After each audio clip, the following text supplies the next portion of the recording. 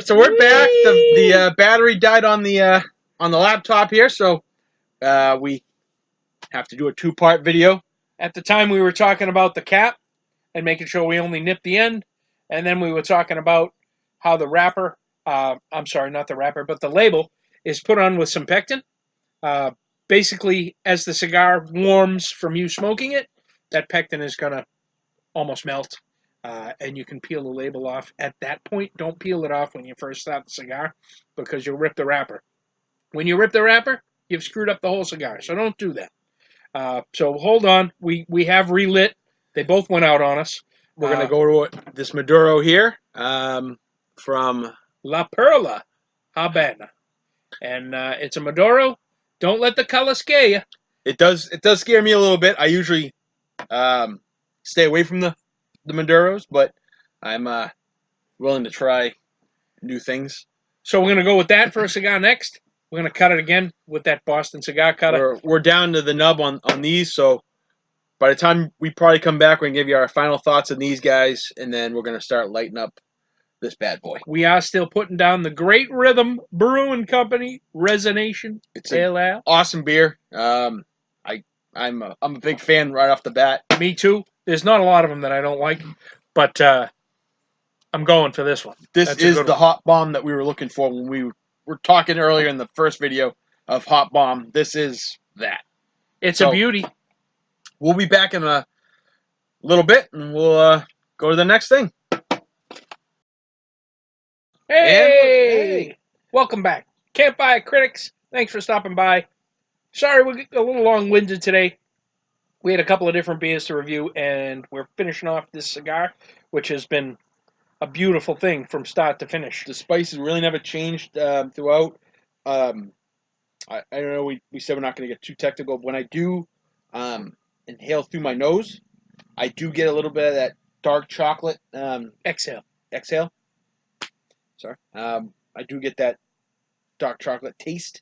But that's just me. Dark chocolate. You know, you might do it and get a whole other thing. I mean, they said espresso, they said fruits. You can get whatever your profile is really going to be what your taste buds are. I mean, I get chocolate almost always through my nose. A lot of people might get a whole other thing. I know Glenn has a hard time even getting the smoke through his nose. Yeah, I'm pretty happy that I'm just getting some smoke to come out my nose today. I don't know, some people can do it no problem. I am usually unable to exhale through my nose. Another thing for you beginners, you're not inhaling these.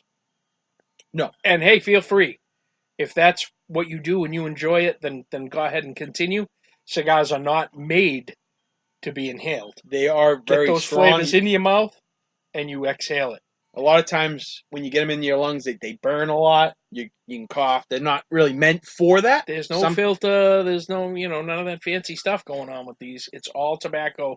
If you so purchase that type, which is the only ones we're going to review here, we're not, taking the Phillies and making blunts or any of that stuff. And we're not going to do black and milds. Yeah, we're not doing gas station cigars. We're doing cigars that either we get online or through a local brick and mortar. We're not really going to go to the we tend to stick with hand-rolled, premium, 100% tobacco products. It's really all we review. Yeah. So, mine at this point, the only critique I have is the lower I've gotten, the more times I've had to relight, even with puffing. So there is a critique of these cigars that I do have. I've noticed that with almost all of the whole of them I've had. I've done the same thing. Mine is starting to get a little hot, but as you can see with my finger, there's not a lot of it left. We're getting down to the nub. This is pretty much usually where, if it's not something that I've just, completely in love with, I'm pitching this cigar. I'm going to take it a little lower, pretty much for you guys today, just to see how it responds. But it is starting to get hot, and that changes all the flavor profiles. It starts just ruining it for me. You can exhale through the cigar at this point, almost just blow a little bit through the cigar, and what that'll do is it'll force some of the built-up resin and stuff that's on this tobacco here to the head of the cigar and burn it off and try and cool it down a little bit and allow you to finish it. So one thing we did mention is Glenn was talking about don't take the wrapper off. We neither have wrappers on at this point. Usually, by the time you get to the point where you're at the nub, it's so hot that the resin lets go, and you could take them off because you don't want to really smoke through the wrapper. A lot of people do, but there's a lot of toxins and ink and paint and stuff that are on these that you don't want to inhale into your body. Those are the same people that eat lead paint. Don't do it. Don't chew on the So windowsills. usually don't smoke we through won't the take wrapper. these off unless it's to the point where you can just slide it off. You're not peeling it off the cigar, because if you look, it's fully intact all the way through. So so it's just the way it is. When we come back, we're gonna probably be lighting up the this bad boy here, and we'll give you our thoughts on that. So we'll be right back. Thanks. And we're back. We are back. Thank you again. Cigar critics of the campfire. Campfire critics. Campfire critics.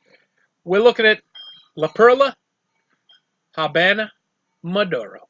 And this bad boy has been recreated by, let me get the name. It was first produced by Sergio Cuevas and Doug Wood.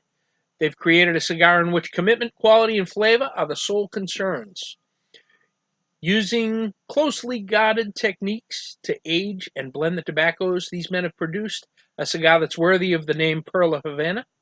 Since hitting the scene in 1997, this masterfully blended Dominican has become a favorite to many. The entire line has been rated between 88 to 91 in Cigar Aficionado. And the one we're featuring today has a rating of 89. It's well deserving of such praise in our opinion.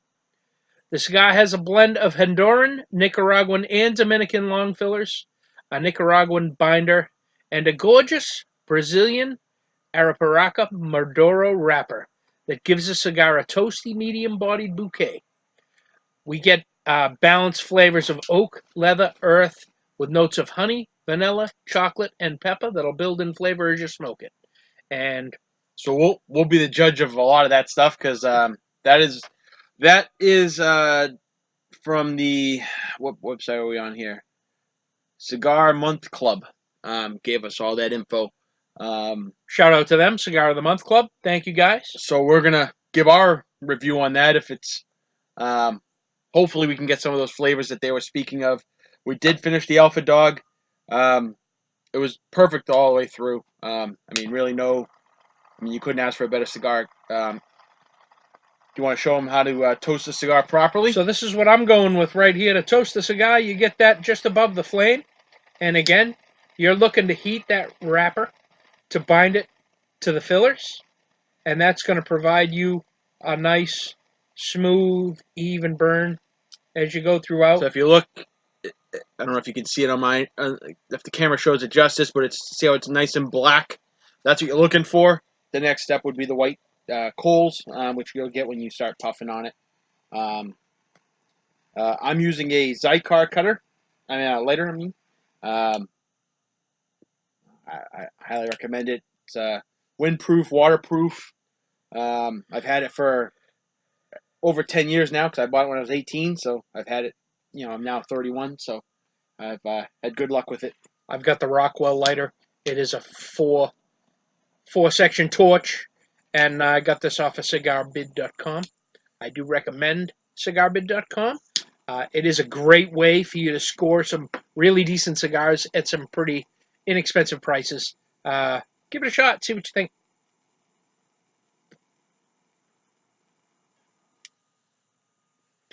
So that's another thing we didn't mention.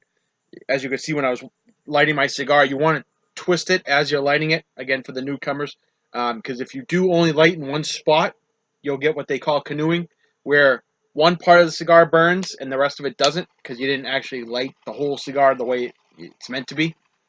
Glenn might be able to show you again how to do that. So as you can see, as he's lighting it, everything's red, which is what you're looking for. Same thing here, how everything's white. That means you've lit the whole cigar, the whole ring gauge through. That's really what you want to do when you're smoking these. And we killed off the Great Rhythm Resonation Pale The Ale. first one We liked them enough that we're gonna go for a second. We're gonna pop open a second one. And see how these pair with the. Why wouldn't you? With the La Perla Habana, the Maduros. La Perla Habana Maduro. Cheers. Oh, he took a sip without properly. I had to go for the sip first. He broke the Cheers. The way it's meant to be done. That's it. Breaking the rules is all part of Glenn's game here. part of what I go with.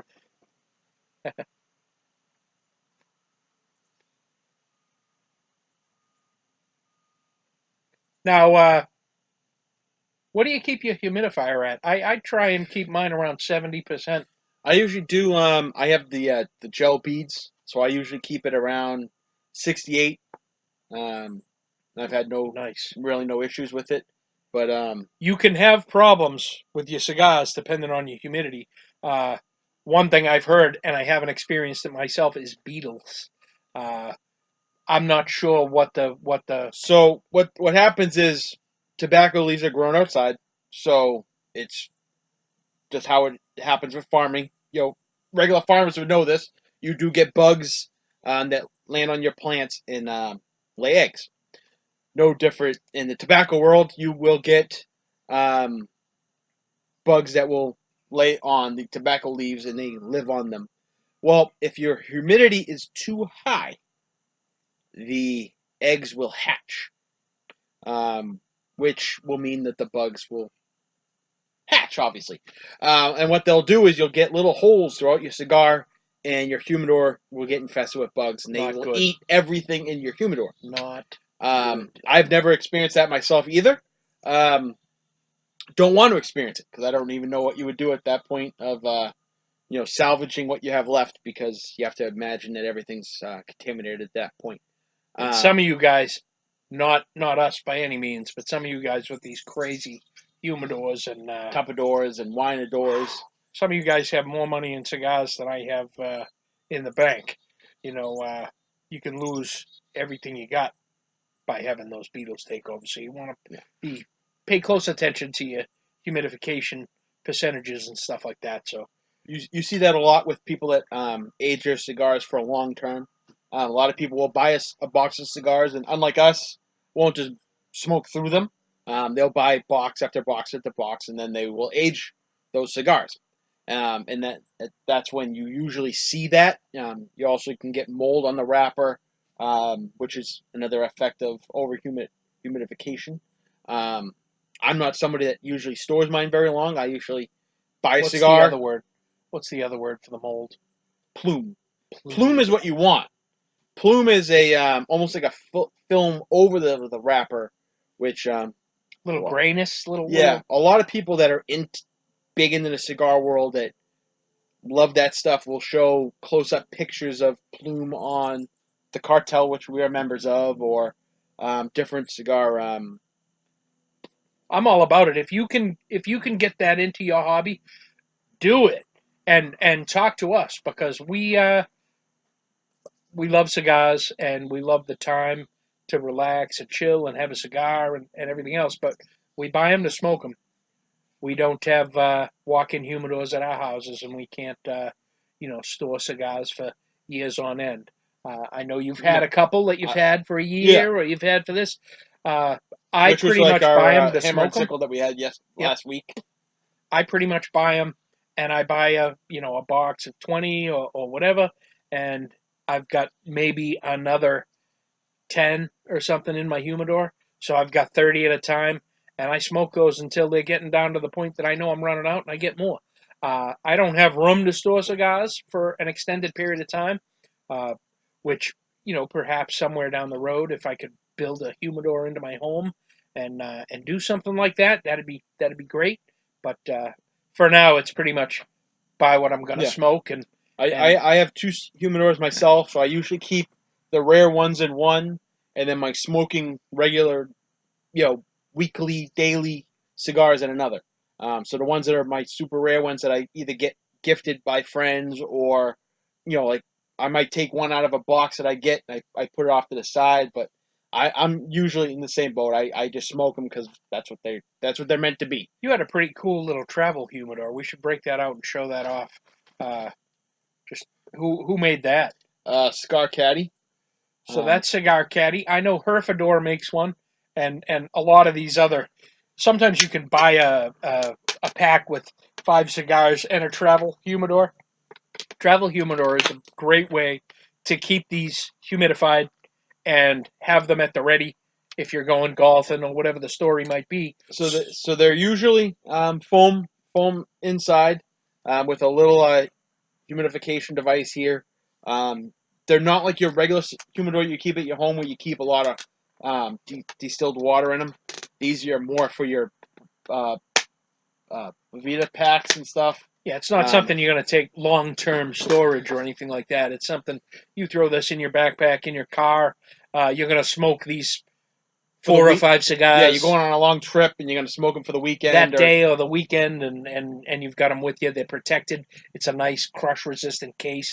Keep them from getting mashed up and damaged. I usually keep, especially when I'm traveling, like if I'm going on a cruise or something, you put your lighter and your cutter in there.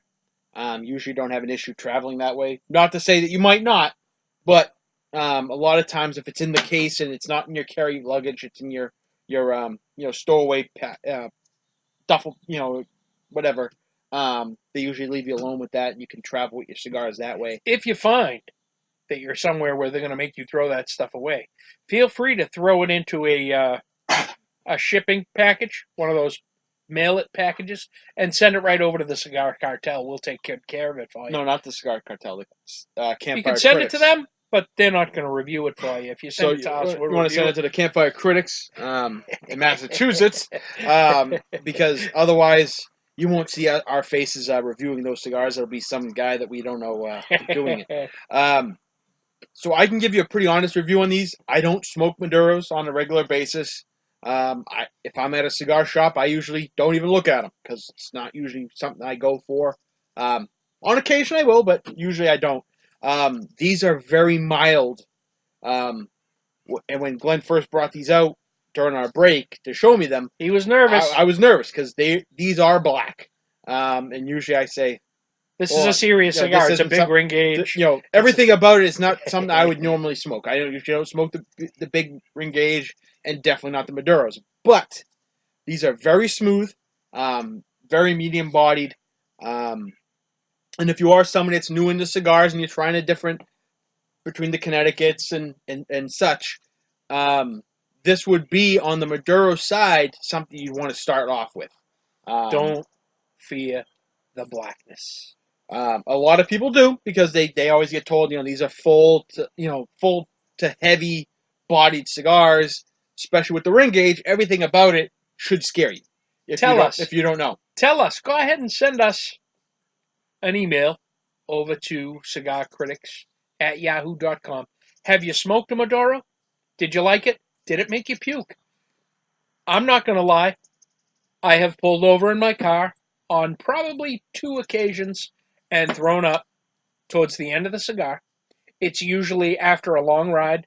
I've been smoking this cigar. I may not have eaten, so it's an empty stomach. You've usually had 3 at this point. Starts going to my head, and now I'm at the point where I'm trying to keep it lit, and a lot of the times I find myself really drawing on it hard, over and over and over again, trying to keep it lit, and then the next thing I know, I'm going, oh boy, and I have to pull over. And when you are smoking these bigger ring gauges, this is a long time smoke. This is not. The video might only be an hour, but it's probably 2 hours of smoking to get through this whole thing. Plus, we've already had one beforehand, so the darker the wrapper, usually the stronger the nicotine is, which is what kind of Glenn was talking about with the getting sick, because you can get very lightheaded. A lot of people call it a nicotine buzz. Yeah, it's not good. Some people like that. I'm not someone that wants to get really drunk off my cigar. But as far as flavor profile, this is the way to go. You did notice I pulled my labels off already. I did that only because as I touched it, it was free. It was moving freely. So I was able to slide it right off the end. You can do that. Judge it that way. If you feel it and it's moving, then go ahead. Yeah, If see, you would like, I have slide it right off. I have Otherwise, leave it. see, I only have minimal movement on mine. So if I tried to pull it off now, I'll probably rip off the wrapper. You So ruin your smoke. I'm gonna leave mine on. Some people like his, he had that luck of he can just pull them off and be done with it. It doesn't really matter at the end of the day. It's all up to your own personal preference. Like I said before, people smoke right through the wrapper. I'll tell you this much: you stop into a brick and mortar and you spend $16, $17 on a cigar, and you go ahead and you go to peel that label off, and it rips the wrapper, and it screwed up your whole smoke for you, and you just threw away $20. So and a lot of people, I mean, not all brick and mortars are the same. I mean, some places really care for their cigars, and that's their main thing, and they make sure that the humidification's proper and everything else. Some do not, and we've experienced that. Me and Glenn have gone to different cigar places before we started doing all this stuff. We used to work far from home, so we did a lot of traveling, and we were fortunate enough that we had enough staff that we could go and kind of mess around and go get cigars during the workday. And sometimes we'd have very bad luck. We'd get a cigar and you go to cut the end of it and it splits the whole cigar, or you light it and it doesn't light properly because it happens. Because of the fact that they're hand rolled, you will have the potential of a bad cigar. Not that that whole model of that cigar is bad, but the one that you got, unfortunately, you got a bad uh, smoke. Bad smoke. When you're in the humidor, when you walk into one of these walk-in humidors, don't be afraid to pick that cigar up. Once you get through the crackliness of the cigar wrapper, give it a little squeeze. It should be soft. It shouldn't be all crunchy. If it's all crunchy, it has not got the humidification that it needs. And don't waste your money because it's going to probably unwrap on you, or the wrapper will crack and everything else. Look for those cigars that have a little give to them and they're not crunching. You don't want to hear that crackling. No. So we're gonna dive into this a little bit, and we'll come back and talk to you when we come back. All right, so we're back. This is Campfire Critics. Ryan and Glenn are with you, and we're still going through these La Perla Habana Maduros, and we're still sipping on our Great Rhythm Restoration Pale Ale. Or Resonation. Resonation. Either way, he's renaming stuff, but that's all right. We are having a couple of issues with these Restoration. Oh, yeah, no. That's just in case any really TV shows to really confuse you. We're just making up names of things at this point. With flippers. Resonation Pale Ale by Great Rhythm Brewing Company in Portsmouth, New Hampshire. Delicious. That'll be the proper way of saying it. Find it, buy it, drink it. Like I said, I got mine at a grocery store, so I'm assuming that means that you might be able to get it a little more readily available. I did have a little bit of canoeing going on with my La Perla, so I did have to ash it out and then relight it. That's really the only way to save it from. And what a lot of people mean by canoeing is the cigar will burn only on one half, and then the other half, the wrapper just kind of stays, and you get what they call canoeing because you got almost like a boat shape. So if you catch it in advance before it becomes really bad, you can ash it out and relight it, and that'll save the cigar from, and you can get more of an even burn. Sometimes you can't, but you don't want to have to do that. It is uneven burning. Not exactly sure what the cause of it is. It could be the wrap.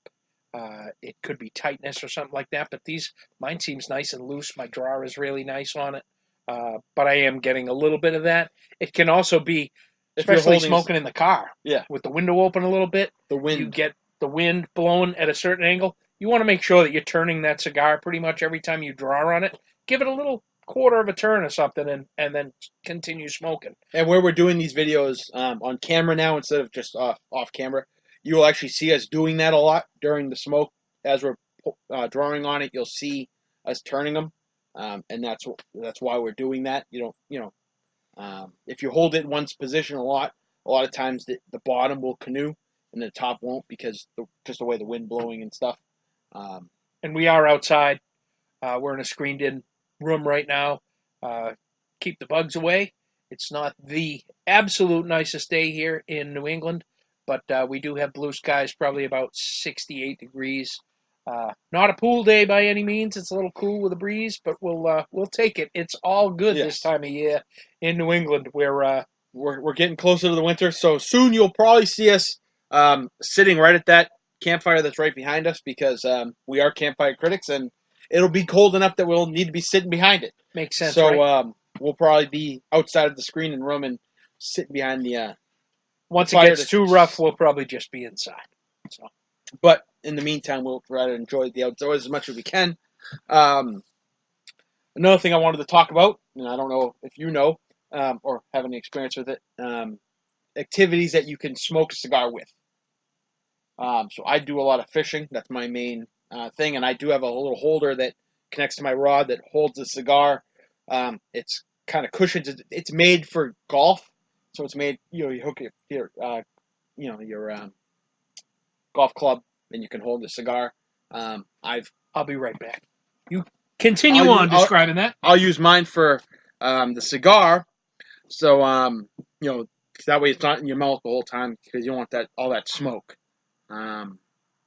So if you do have experience with those things, and let me know what else you do while you're enjoying a smoke, because you can't always be enjoying a cigar sitting like we do in a screened-in room. Sometimes you have to do it on the go. And it looks like Glenn just grabbed one of his holders. So I never know what I'm doing. I have one of these in each of my cars. One in my car, one in my wife's car. This is called the Cigar Minder, and basically it's a giant clothespin, and right here you have an area where you can put your cigar. So basically, depending on what I'm doing, a lot of times I'm working out in the yard. We bought a pool this year. Thank you, Gibraltar Pools, by the way. And with that, I will slip my cigar in here when I'm doing something, and then I can clip this anywhere. Today, I can clip it to my beer. Not the most attractive thing. Usually, you're going to put it on a railing or something like that, and hey, it's going to hold your cigar for you. If I don't do this while I'm working in the yard, a lot of times what happens is I'm drooling all over myself and I soak the cigar so much that the cigar is going out. And so these are pretty handy. They're pretty cheap. Again, Yeah. cigarbid.com. You can find stuff like this in their accessories area. They're usually pretty inexpensive, but they'll help you out a lot, especially like for the anglers out there. The last thing you want to do is when you actually hook onto a fish, have a bunch of smoke in your eyes and your eyes are watering, and you're trying to watch your cigar, because you don't want it to drop in the ground, because the second it drops in the ground, it's done. But you also don't want to lose your catch. I have one that's almost identical to that that I use. Either I hook it up to the boat or I hook it under the rod, so I don't lose the cigar and the fish. So, like I said, let us know. Hopefully, someone watches this and they can comment and let us know what activities they smoke their cigars. And You might have something totally different. Let us know. yeah, let's know We're what you always guys looking to use. review stuff. My review of the Cigar Minder is I love it. Like I said, I've got them one in each of my cars. One in my car, one in my wife's car, and I've got one that's out by the pool. So obviously, not a lot of swimming to be done with a cigar in your mouth. So I would be having a cigar. You're laying in the sun. You're getting a little hot. You go ahead and jump in the pool. It's a great time to slap it onto the Cigar Minder. Let it sit there while you're in the water. You get out. If it's still lit, puff away. If not, you might have to relight. But that's that. And here we go with our second great rhythm. And we're both very fond of this beer so far. Yes. So, like I said before, we're just gonna kind of pick up beers that we've never tried. I've never had any experience with Great Rhythm with any of their um, things that they make. This is the first one I grabbed. I grabbed it kind of just because I thought the can was kind of cool, and I wanted to I knew we were doing a video today, so I wanted to see what that would do for us. I'm assuming that's the same thing when you grab the Absolutely. B72. Yep. They're kind of on the completely different side of the spectrum. This is more of that West Coast style beer where it's not very fruity. It's more hop forward instead of you know get a lot of citrus out of it. It's a very dry beer, if that makes sense to anybody, because it's liquid, obviously. But it's very hop forward, where you get that bitterness on your tongue.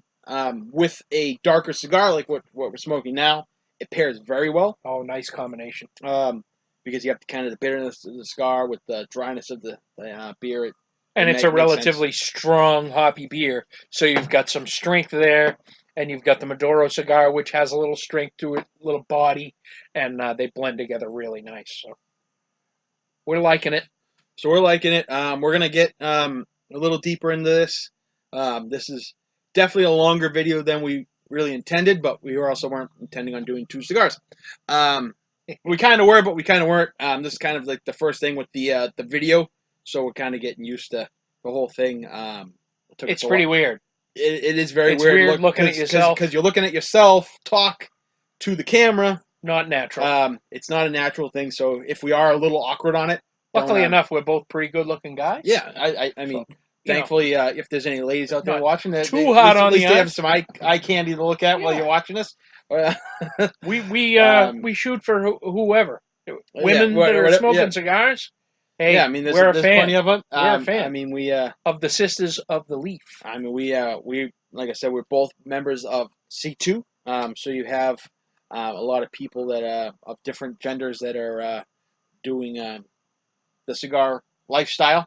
That's my, West Boxford gang signs thrown down the C2. So the people that don't know, West Boxford or Boxford in general is the farthest thing from a.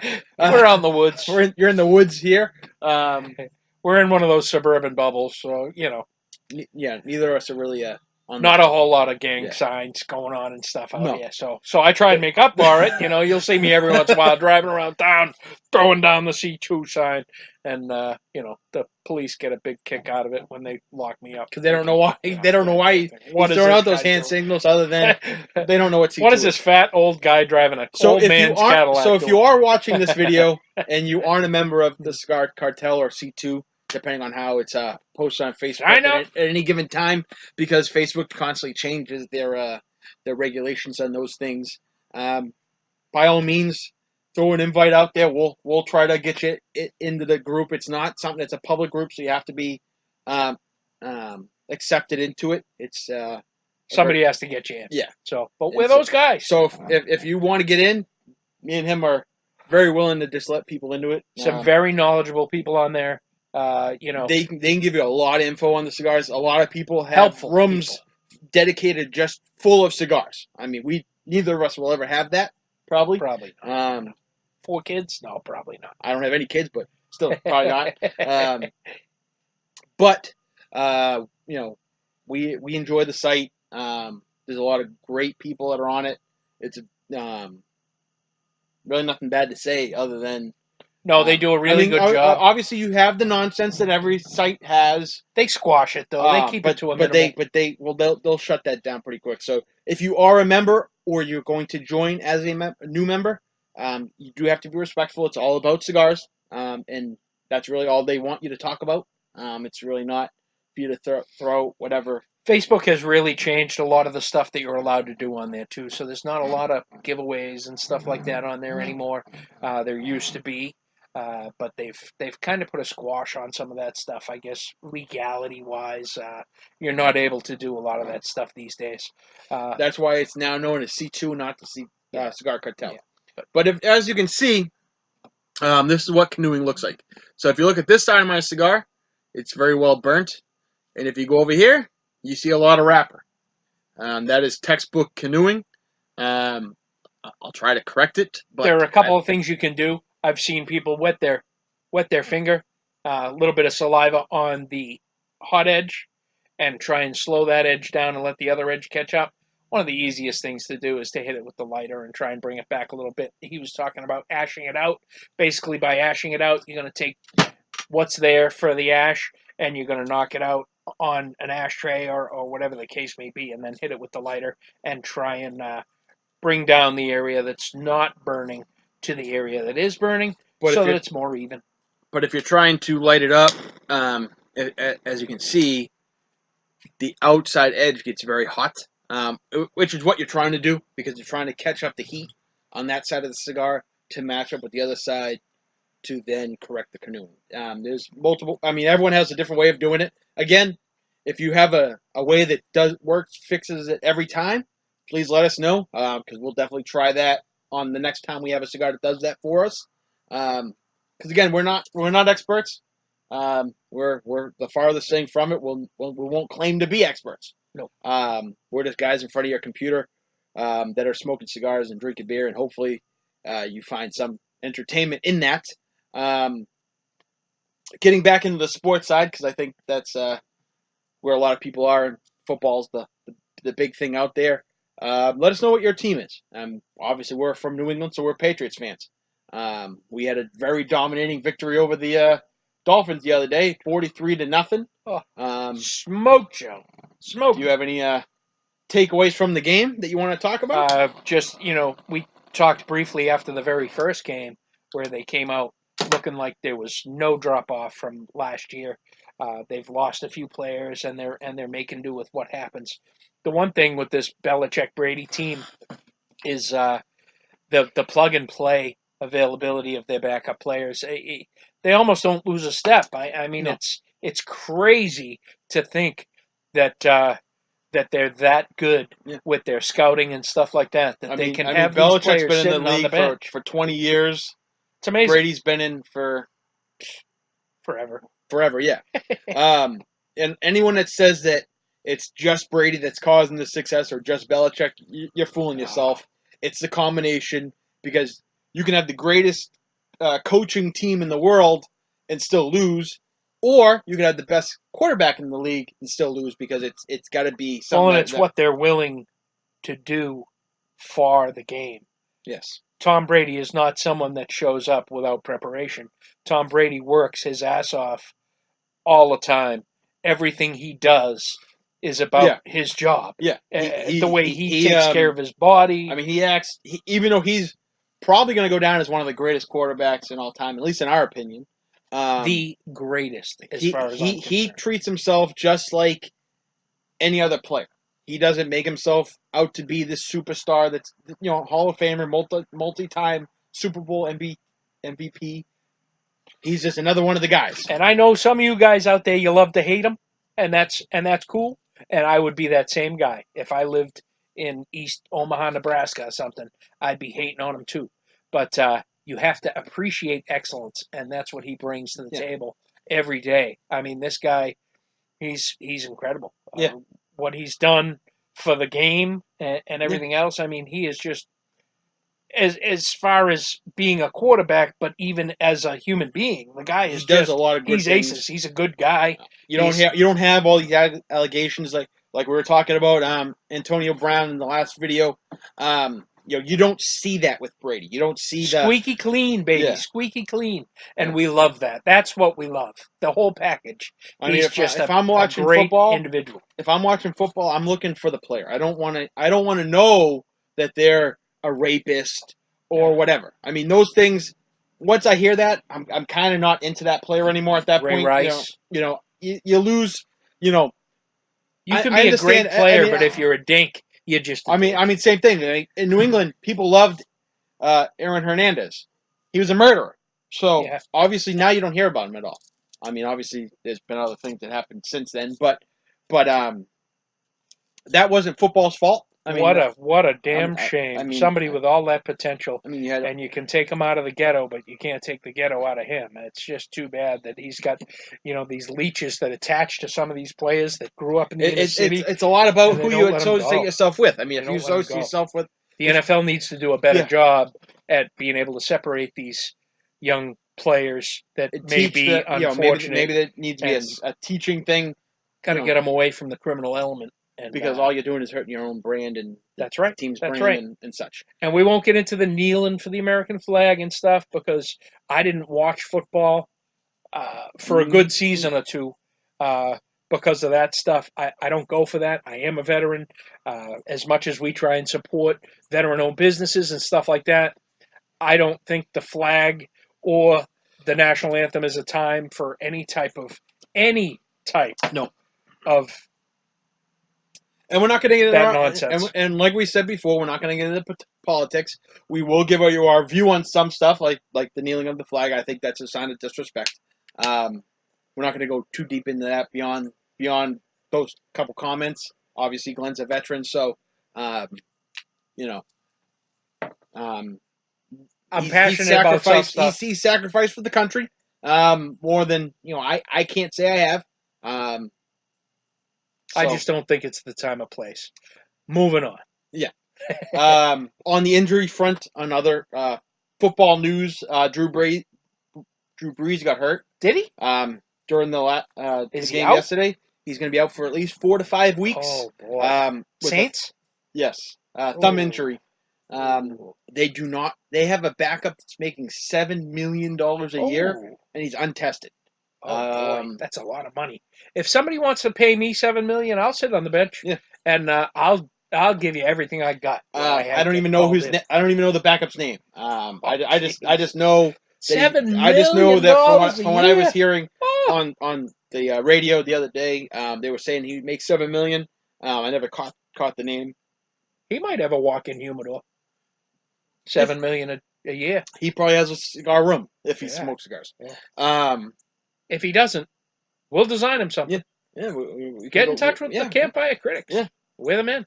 We'll make it happen. I guess on the humidor front, even for the people that are novice, when you do buy a humidor, you want something that's cedar. You don't really want something that's all made of metal or anything like that. The cedar really absorbs, and when you do season it, which is what they mean with when you get a new humidor, you want to season it before you put cigars in. That takes. Don't be putting salt and pepper in it. No, that's distilled water, only distilled water. And you want to make a wet different type of seasoning. No just, garlic powder. Just damp it. You don't want it to be soaked in water. Don't soak it. And usually you fill a little shot glass and let it get there.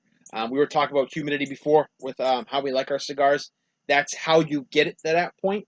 And when you close the cigar, you want it to kind of make a quiet thump. That means you got a seal across when it closes, because that means the air's not getting in. That's how I've seasoned mine. Take a shot glass, distilled water, set it in there. It's not something that happens overnight. You don't buy one and then load it with cigars the same day. It's going to take a few days. You let that sit in there. It'll draw that water out of the shot glass. You may have to add a little more. You want to check your hygrometer. Make sure that that's reading somewhere around the 68 that he likes, or 70 where I usually keep. You want to be in that. You want to be in that area. That's really where. I mean, some people go down as low as 65. You're getting into the drier side at that point, and depending on the type of cigar, sometimes that's okay. But you don't really want to go any more than 70 because then you can get the beetles like we were talking about beforehand. And plus, it makes them they're too wet, and then it gets hard. It's hard to light them. It gets hard to keep them lit. But I find that at 70, if I cut a few cigars and throw them in my car, I don't always. Be honest with you, I've got the travel humidor. I don't always load it, and sometimes I throw them right on the seat, and then they're sitting there on a summer day in a hot car, and that can really screw with them. But if they started at 70%, by the time I get to it later in that day, it's still in a very smokable range. It's still in a nice. I'll be honest, on my end, I have the travel humidor. When I opened it up, you could see I don't have the Bovado bags. I usually don't put them in unless I'm going to go on a trip, like I was in the cruise or something, where it's going to be a week or so that the cigars are going to be sitting there. I went from my house to Glenn's house, and they just sat in the humidor the way they were in the travels. Usually, it's not going to be something that's instantly going to kill them. I mean, obviously, if it's 100 degrees out with 90% humidity, you got to protect them a little bit just because you don't want crazy humidity getting to the cigars, making them wet. But yeah, I mean, this is definitely way longer of a video than we wanted to go on. We're feeling long-winded at this point. I know we're going to take a little break. We're going to continue on with what we got going. You don't have to watch us the whole time. Not much has changed, and we don't have a lot to tell you. I mean, we are both automotive professionals as well, so we may actually touch a little bit on it's becoming fall, and some of the things you can do to prepare your car for the fall and winter months. Yes, and we might get we're going to get into that when we come back to the next after the next break. Talk to you soon. Give you a little bit of idea of what maintenance you should be doing, things to look out for you with the way your car is running the way now, and if those are signs of issues to come. And we're going to take a break, and we're going to come back with you. We'll give you a little bit more idea what these are doing for us, and what these are doing for us, and then we're going to talk about your car. And again, thank you if you've stayed with us this whole time. We've been going on for this part 2 45 minutes. The first part was 30 minutes. We're supposed to be all one part, but the batteries in the computer died. It didn't really give us much of a warning other than low battery, and then it shut off. We're newbies. So it took us about 45 minutes to get the camera to work on the computer to begin with. So we're not tech savvy either. Car savvy, yes. Computers, no. So we're going to get back, and we'll touch base on a lot of those other topics after. Peace. Hey, welcome back. So some people might only be able to hear this. They might not actually be able to see us. We are on different apps. If we can figure out how to actually load this up onto the last video, we were on Podbeam, which is an app for podcasts. We're going to try to upload this onto that, also onto other apps if we can make it work. We're shooting for YouTube. This is the only reason we're on cam right now is because we're shooting for YouTube. We still have to figure out how to make that work. We had too many people saying they couldn't get to us. They wanted us on Spotify. They wanted us on YouTube. They wanted us here and there. So we're new. Yeah. Hey, we're just trying to figure all this out. This is a lot of technology for us, and we didn't grow up with this. We're not 20-year-old guys that have played with this stuff all through high school and everything else. And we're trying to figure it out. Yeah, when I was in school, thanks for bearing with us. We were still messing around with it. I mean, I remember I had computer class when I was in elementary school. Was the old Apples with the black and green screen. We used to have to dial the phone, and we had to get up and change the channel on the TV when I was a kid. So, I mean, a lot of people are going to be. A lot of stuff has happened. We're kind of on the either side of the spectrum. I'm in my early 30s, and I'm in my early 50s. So we've been on both sides of the technology spectrum. We have.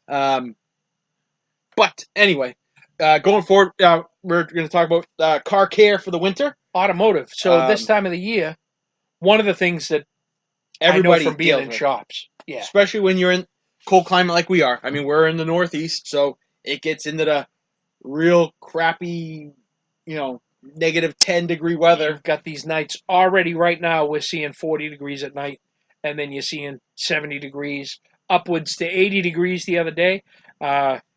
Those fluctuations affect many things, as well as your tire air pressures. So one of the things we see or have seen running different shops and stuff like that this time of the year, everybody's pulling in, and they say, my tire light's on. Oh, my God, my tire light's on. Oh, geez, my tire light's on. Well, you know what? When it's 90 degrees on a regular basis and you have 35 pounds of air in your tires, you got a fluctuation. You're good. Keeps that light off. Today, with those federally mandated TPMS sensors. Usually, if your vehicle is from 2008 and newer, you have tire pressure monitoring sensors. So what that does is it measures each individual's tire, and it basically the sensors inside are transmitters. So those send a frequency to a module inside your car, which tells it, hey, they're either all good, or you got one that's lower than the other, and it kicks a little horseshoe light on your dash, and a lot of people don't even know what that light is, so it looks like a horseshoe with a little exclamation point. Do your local mechanic a favor. If that little light comes on, check your owner's manual. Light's on. Okay, what's that light mean? Oh, it means low tire pressure. Okay, put air in your tire. When you open your driver's door, there should be a little placard right along the sill of that door that'll tell you what your tire pressure should be. It's usually somewhere around 36 pounds. Put 36 pounds of air in your tires and see if the light goes out after you go for a drive, because it might be all it is. On that same note, if you're out, you're a woman, you're in a bad area, whatever, that light goes on, get to a service station. They'll check it for you and they'll let you know, hey, look, there's no nails in your tire. For them to check that, the car should go in the air. They should pull it in, put it on the lift, send it up, check the tires, see if you got a nail. You don't have a nail, you just, the air expands and contracts just like anything. Cold weather, ice, it expands. Water, as it melts, The becomes thing to water. look for It is contracts. obviously if it says 32 on the thing and you're at 30, you probably just need air. If it's at 10, get a shop looking at it. Yeah, if you have the ability when you look to see what the pounds are, if it's registering at 27 pounds and then you're driving a little bit, it goes up to 28 pounds, 29 pounds. That's from it heating up as you're driving, the friction from that tire rolling on the pavement. It warms it up a little bit, it expands. You know you probably don't have a flat tire, you probably don't have a nail in it. Go ahead, pull over, add a little air to that tire, get it back up to the 36 pounds or whatever, you're probably going to be fine. Otherwise, you're kind of putting the guys out a little bit at your local shop when you pull in. Oh my God, they're going to get it in the air. They're going to take a look at it. It probably just needs some air. You may have a nail, so I'm not going to tell you to not check it. But you could have other leaks. we see it, especially at this time of the year, the changes of the seasons, big fluctuations in temperatures. Obviously, Never fails. Obviously, if you're in Florida or warmer climates like that, Don't have that you're not going to problem. have these problems. I mean, if the light's on at that point, you probably should You just do have a expect nail. that you either need a nail or a tire, because if it's in a certain spot, you can't fix it. My cigar has gone out. I'm going to give it another light. Mine's beginning to canoe again, even though I corrected that the first time. It's starting to do it again. So that's the one, in the last cigar, in the cigar we did in the last video, we didn't have these issues. This time around, we do. Lighter. Okay, you got it. That's the one criticism so far that I have of the cigar. Other than that, the flavors are great. It's not super heavy, like I said before. It's not. A lot of people see that really dark Maduro and go, "Oh my God, I'm going to stay away from that." It's not something I'm going to smoke. Don't. Give it a shot. Try Give it a it. shot. You'll like it. When you are doing these, make sure you do have a full stomach, because they are a lot heavier. Now, flavor-wise, not so much, but nicotine-wise, yes. That's one thing to keep in mind when you are smoking these darker Maduros. But we're going to take a quick break, and we'll be back, and we'll wrap it up. We're going to wrap up this video. Thanks. Final thoughts here at Campfire Critics. We're killing off this La Perla Habana Maduro cigar at this point, and it's been pretty smooth all the way through. No problems with draw. We have had a couple of problems with canoeing. Both of us, mine has gone out, and we're pretty much sitting here smoking. So it's not that we're taking too long of breaks on it and stuff like that. We are also finishing up on our second Great Rhythm Resonation Pale Ale, and we've been a big fan of this beer so far. Definitely recommend it, as well as the what was the other one? B72. B72. If you can find it, go ahead and grab one. Both beers we've had today, we were very fond of. We would recommend them highly. This is going to be on Great Rhythms Brewing.com. The other one was B12starbrewing.com, which was the look back in the video, because yeah, we've gotten rid of the can. I don't have it in front of us. I believe it was B72 Star Brewing or something like that. .com.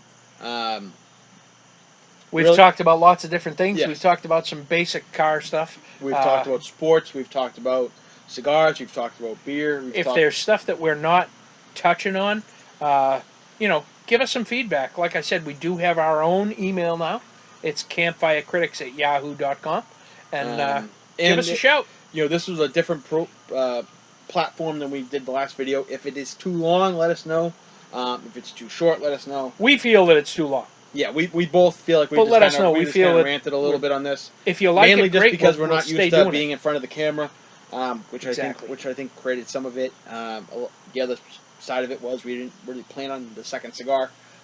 Beyond of we thought, hey, the first one burns fast. We might need to like the second one, but we really didn't plan for it to be a 2-hour video. Um, so if you like this platform and you like that kind of the way we did this one, let us know.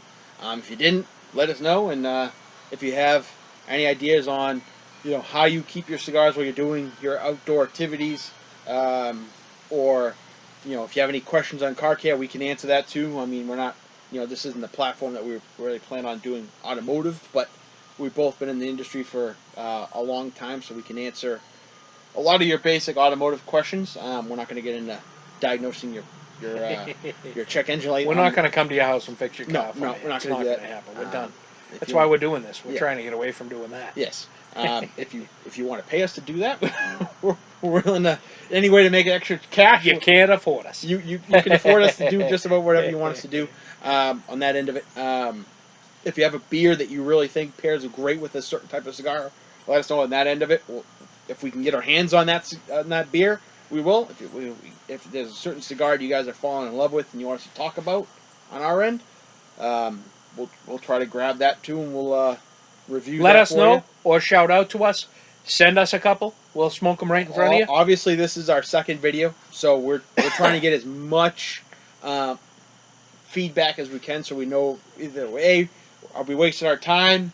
B, are we putting out something that people actually want to listen to?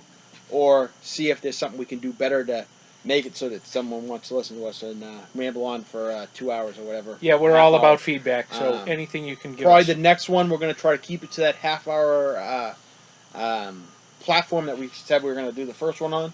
Unless we hear people want to hear us for at least an hour, we'll go down that road. Probably not going to do this again with 2 hours. Yeah. I think what really kind of screwed up our timing was when the computer died. We had to start from scratch, so we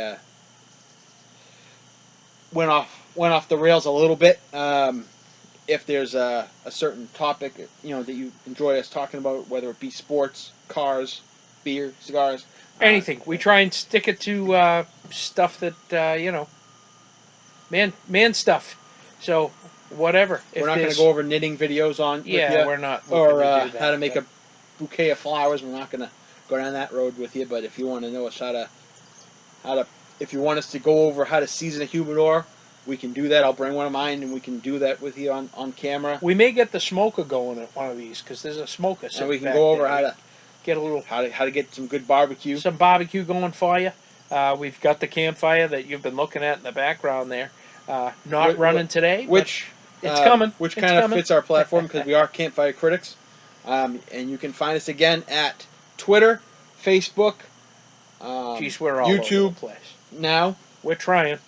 We're trying. Our email. Let us know. Again, we're still learning how to do this. Which is campfirecritics@yahoo.com. And is there any other platform? Oh, we're also, you can catch our first video. If this is the first video you're finding from us. Podbean. Podbean.com. Podbean.com is where our first and there's video. Links to all that on our Facebook. So Facebook seems to be something that everybody has. So Campfire Critics on Facebook, and you should find us. We're going to post this link when we're all done. Probably not editing it because we don't edit anything, but because that's not our style. We're just going to kind of throw it on there, and hopefully people listen to it. So you're going to see it on YouTube, 2 links to part 1 and part 2. If we can figure out how to label it that way, we will. Not really confident that we're going to do that. You're probably just going to see 2 links pop up, and if it says if you hear us say part 2, then go to the next link because that'll be part 1. We're not going to, we didn't really plan on that, but neither of us know how to edit this stuff because we won't try to learn it because that's not our style. So again, thank you. Again, I'm Ryan. This is Glenn, and this is Campfire Critics. Thanks for watching.